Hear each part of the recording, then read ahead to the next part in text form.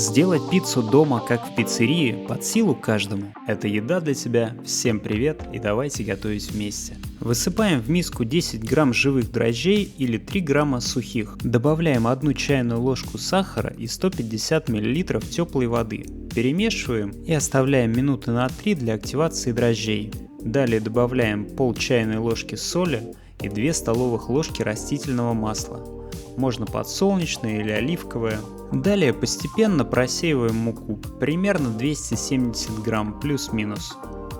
Вымешиваем тесто сначала ложкой, потом руками. Получается эластичное, не липнущее к рукам хорошее тесто. Миску припыляем немного мукой, выкладываем тесто и тоже немного припыляем мукой. Накрываем крышкой или пленкой и оставляем в покое минут на 30 для увеличения в объеме. Ну а пока можно приготовить начинку. Натираем на терке 150 или 200 грамм сыра. Я беру сулугуни, он отлично подходит для пиццы, будет хорошо тянуться. Можете взять моцареллу или другой сыр. Также добавлю пару шампиньонов, их нарезаем примерно вот такими кусочками. Помидоры черри, конечно же, примерно 8 штук. Что еще добавить? Смотрите на ваш вкус. Можно колбасу, бекон. Я же добавлю еще кабачок. Примерно 100 грамм нарезаем тонкими слайсами.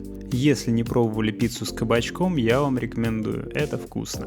И наша томатная основа. Беру 2 столовые ложки томатной пасты, добавляю 1 чайную ложку сухого чеснока, соль, сахар, перец по вкусу. Можно добавить каких-то еще прованских трав, базилика. На ваш вкус пробуйте, смотрите, чтобы было в меру кисло-сладко, вкусно. Тесто подошло, смотрите, как оно хорошо увеличилось в объеме. Выкладываем на противень и будем формировать круг руками. Раскатывать тесто для пиццы скалкой совершенно не требуется. Все отлично разминается руками. Вот смотрите, как это происходит. Мы легкими уверенными движениями от середины к краям начинаем разминать наше тесто. Оно легкое, податливое, с ним очень приятно работать. Не спешите, у вас получится ровный идеальный круг, как в настоящей пиццерии будет пицца.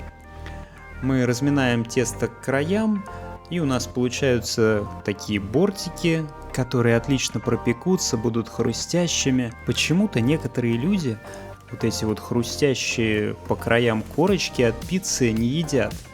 Это удивительно, потому что по мне так это едва ли не самая вкусная часть пиццы. Напишите в комментариях, как вы относитесь к данным корочкам. Считаете их несъедобным чем-то или наоборот самым вкусным?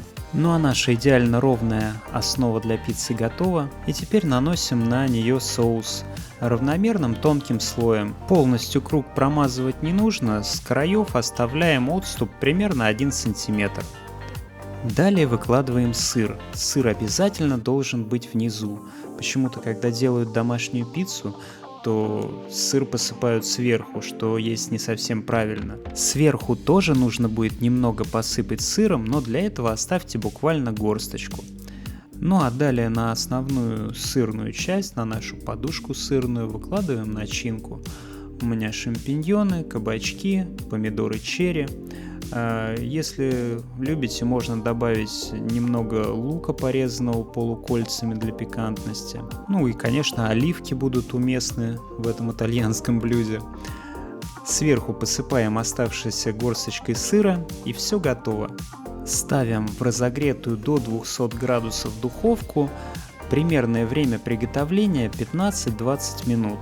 Смотрите по готовности, когда краешки зарумянились, значит все готово, пересушивать тоже не нужно. В моей духовке пицца приготовилась ровно за 15 минут. Ну и вы только посмотрите, какая красота получается, запах просто невероятный, стоит на весь дом. Выглядит великолепно и вкус потрясающий. Вам могут не поверить, что вы сделали это сами, скажут, заказали где-то в пиццерии. Сразу же нарезаем. Нарезать пиццу нужно горячей, потому что дальше сыр схватится, подзастынет и нарезать будет уже не так удобно. Я честно вам скажу, раньше думал, что сделать дома пиццу как в пиццерии, практически невозможно. Но этот рецепт изменил все. Обязательно пробуйте, у вас все получится. Пиццу как в пиццерии. В духовке легко мы сотворили, положили в нее кабачки. Вместо жирной колбасни. Друзья, я желаю вам счастья, здоровья, хорошего настроения. Готовьте вкусно, готовьте просто и мыслите позитивно. И смотрите наши видео, там много всяких интересных и вкусных рецептов. Всем пока! Пока-пока! Пока-пока!